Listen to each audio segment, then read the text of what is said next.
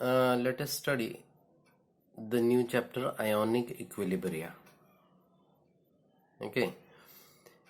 Now in ionic equilibria, we are going to study the equilibrium between ions and unionized molecules in solution.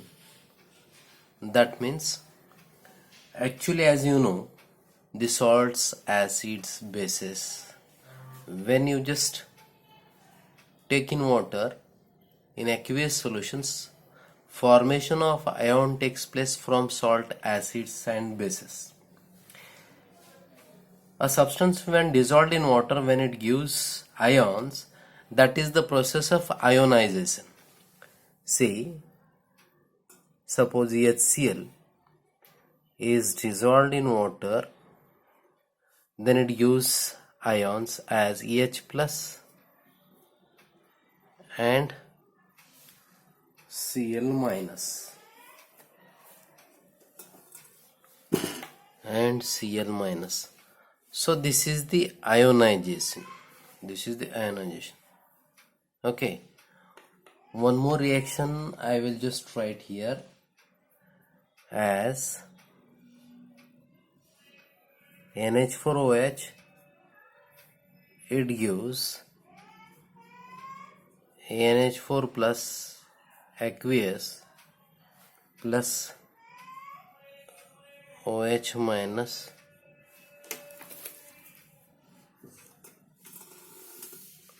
I will write here like this way. This is NH4OH. NH4OH, it gives NH4 plus aqueous plus OH minus aqueous. This aqueous. This is represented by a double arrow forward and backward. Now see here. These are the two reactions where there is a formation of ion took place. Now, actually in the first reaction, HCl, in its aqueous solution, it has given H plus and Cl minus ion, and it is shown by single arrow which is forward. And in the case of ammonium hydroxide NH4OH, it gives in its aqueous solution as NH4 plus ammonium ion and OH minus hydroxyl ion. But this reaction is shown as this is also formation of ions, and this is also formation of both are of ionization reaction. Now see here, this is shown by a single arrow which is in the forward direction, and here it is shown by the double arrow which is forward as well as backward. Now here this is the strong electrolyte and this is called as a weak electrolyte. And in case of a weak electrolytes, there exists a equilibrium.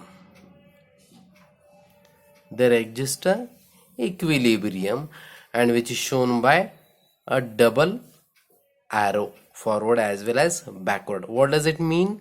That means these are the weak, this type of a weak electrolytes when dissolved in water in its aqueous solution,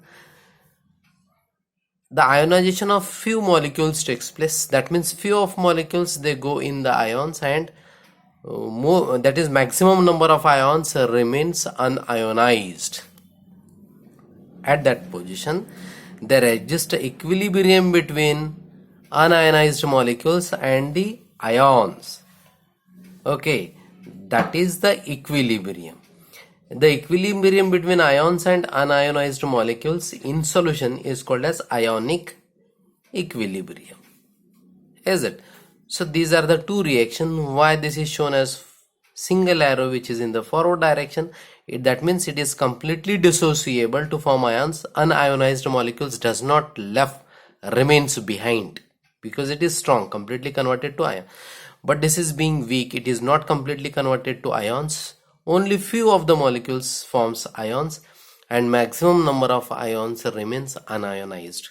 So the equilibrium between the ions and unionized molecules in solution is called as ionic equilibria. Okay, This thing you just remember.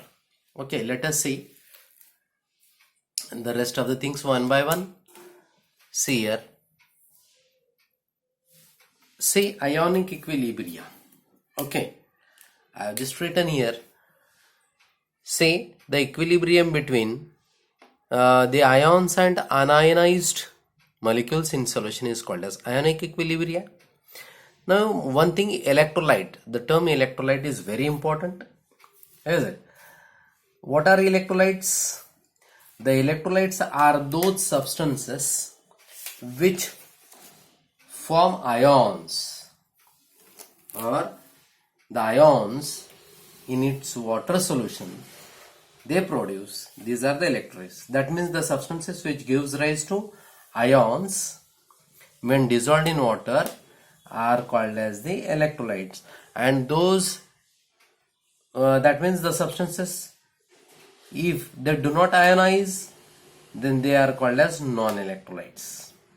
Okay, the electrolytes depending upon the the electrolytes are classified into two categories, that is strong electrolyte, weak electrolyte.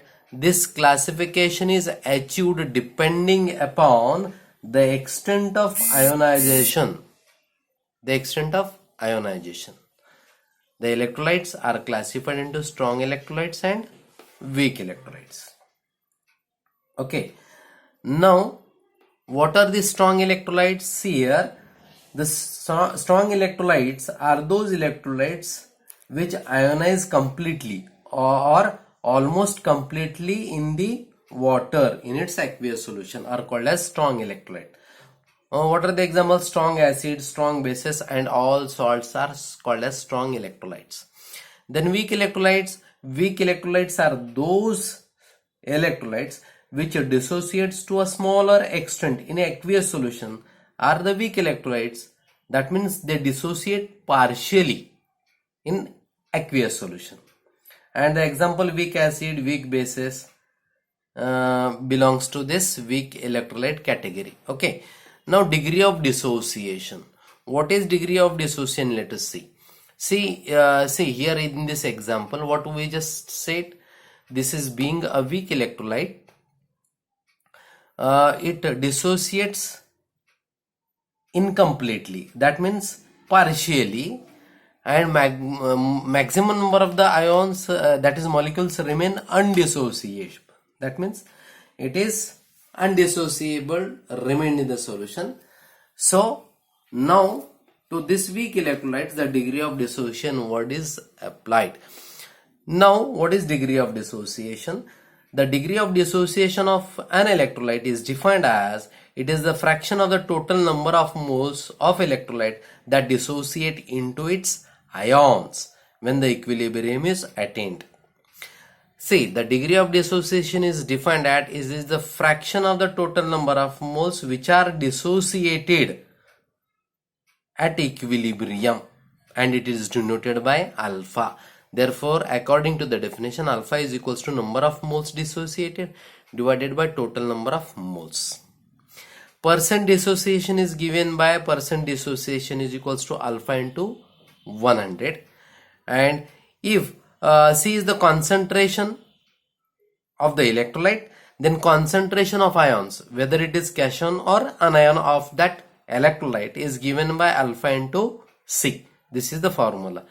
These are the formulas, okay, which are useful in the solving numericals. We are going to see afterwards. Okay, now the next concept is acid and bases. Okay, what are acids and bases? Let us see. Say in everyday routine we come across with acids and bases. Say for example, acetic acid, that is found in vinegar. Citric acid is found in lemon. Tartaric acid is found in tamarind. Is it? These are some acids. Now that is magnesium hydroxide, which is being used in antacids to reduce the acidity of the stomach, is one of the base present in antacids. Is it? So these are the classical concept which depends upon the daily experience the meaning of the acids and bases. Now some theory of the acids and bases are put forth here. Let us see the first theory, Arrhenius theory of acids and bases. According to Arrhenius theory, see here, what is acid? Acid is a substance that gives rise to acid is a substance which contains hydrogen atom, and it gives rise to H plus ion in its aqueous solution is called as acid. Okay, for example, HCl, when it dissolved in water, it gives H plus and OH minus. It gives H plus, so it is acid. Then what is a base? Base is a substance which contains hydroxyl group OH. Okay, which contain hydroxyl group is called as a base, and it gives rise to OH minus ion in its aqueous solution. Okay, and the example is see here, example NaOH, Na plus and OH minus, it produces OH minus. So this acetic acid, HCl is the strong acid, example of strong acid. CH3COOH is a weak acid which gives CH3CO minus and H plus. NaOH is a strong acid which gives OH minus, and NH4OH is a strong base which gives Na plus and OH minus. NH4 is a weak base. NaOH is a strong base and NH4OH is a weak base which gives NH4 plus and OH minus. Say this theory, that is Arrhenius theory, does not explain or it does not account for the basicity of NH3 ammonia and sodium carbonate Na2CO3, which is called as a washing soda, which does not have OH group. In spite of doesn't having OH group in their formula, still they behave as bases. This concept is not explained by Arrhenius theory. Okay. Now let us see the next theory, that is Bronsted-Lowry theory. What is this? This is Bronsted-Lowry theory of acids and bases. Here Bronsted and Lowry in 1923 proposed a more general theory known as Bronsted-Lowry proton transfer theory. Proton means here it is H radical is called as proton. Okay, according to this theory, acid and bases are defined as follows. What is acid? Acid is a substance that donate a proton H plus to another substance is called as acid. What is base? Reverse of this. Base is a substance that accepts a proton H plus from another substance. Okay, so this is the definition of acid and base. Now let us see this equation. HCl reacts with NH3 to give NH4 plus and Cl minus. Here what to say? NH3 is converted to NH4 by accepting a hydrogen from HCl. NH3 is converted to NH4 plus and plus Cl minus. HCl here is donor of H plus ion to the NH3, that's why it acts as an acid. And NH3 has accepted one hydrogen ion from HCl, that's why NH3 acts as base according to the definition. Proton donor acid, proton acceptor is a base. So NHCl is acid and NH3 a base, right? Now if you think in the backward direction, what do we think in the backward direction? That is NH4 plus Cl minus. If they both react to each other, then NH4 plus donates a proton H plus to Cl minus to form NH3 and Cl minus by taking one hydrogen H plus from this is converted to HCl. That means in the reverse direction NH4 acts as a acid proton donor and Cl acts as a proton acceptor. That's why it is a base and this is acid. In the case of reverse direction, if we think these are the reactions, then these are the product. That means this is what double arrow indicates that forward direction as well as reverse direction. Okay, in the forward direction HCl is acid, and in the reverse direction NH4 is acid. So this is acid 1 and this is acid 2. Okay, and this is NH3, proton acceptor. Cl is also proton acceptor, both are bases. So base 2, base 2, base 1, is it? Now see here, to the left side, acid 1, base 2, and acid 2, base 1, is it? So this is called as, now see here, acid 1 and this is a base 1. The conjugate acid HCl and Cl, this is the acid and this is the base. This is the acid and base which differ by a proton H plus, and NH3 and NH4 is the pair of acid and base which differ by H plus ion. That's why these are called as the conjugate acid base pair. Now see, this is the conjugate acid base pair 1 and this is the conjugate acid base pair 2. Okay, what is the conjugate acid base pair? Now see here, that is the base produced by accepting the proton. A pair of an acid and base differing by proton is said to be conjugate acid base pair. What is this? A pair of an acid and base differing by a proton is said to be a conjugate acid and base pair. Okay, now the next theory of acid and bases is Lewis theory of acid and base. Let us see about the Lewis theory of acid and bases. Now see, this is a generalized definition or concept of the acid and base that is forwarded by Lewis in 1923. According to this theory, acid base are defined as under. What is acid? Acid is a species that accepts a share in electron pair is called as Lewis acid. A species that accepts a pair in electron, that is a share in electron pair, is called as acid. Okay, what is base? Species that donate a share in electron pair is called as Lewis base. It accepts a share in pair of electron and it donates a share in electron pair. It is a electron pair acceptor. Acid is an electron pair acceptor and base is an electron pair donor according to this Lewis theory. Now here example, two examples are given. The one is here, this is a proton H plus. This is the addition sign. That means H plus reacts with this ammonia molecule.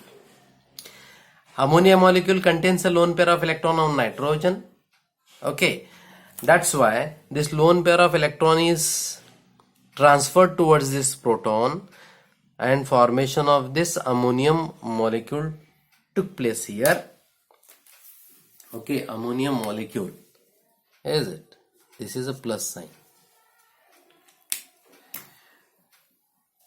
Now see here, H plus has accepted an electron and NH3 has donated a electron pair.